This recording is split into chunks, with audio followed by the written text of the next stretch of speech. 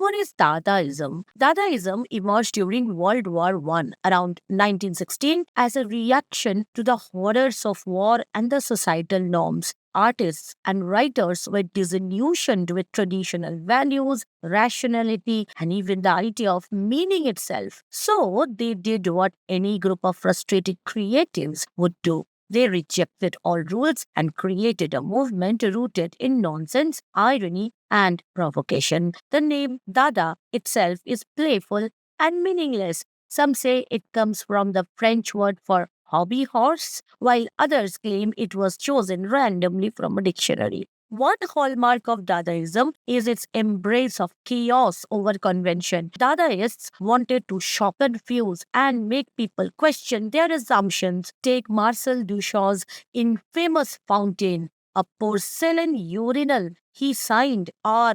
Mutt and submitted as art in 1917. To many, it was outrageous. A bathroom fixture could never be considered art, but Duchamp's point was clear. Art doesn't have to be beautiful or skillful. It can challenge ideas about what art is. This act alone revolutionized how we think about creativity and originality. Another iconic example of Dadaist work is Kurt Schwitter's collages, which used scraps of paper, tickets, and other discarded materials to create chaotic yet intriguing compositions. They were meant to reflect the randomness, the fragmentation of modern life. Similarly, Hannah Hawke pioneered photomontage techniques, cutting up images from magazines and newspapers to create jarring visuals that critiqued politics, gender roles, and consumer culture. But Dadaism wasn't limited to visual art, it spilled into literature,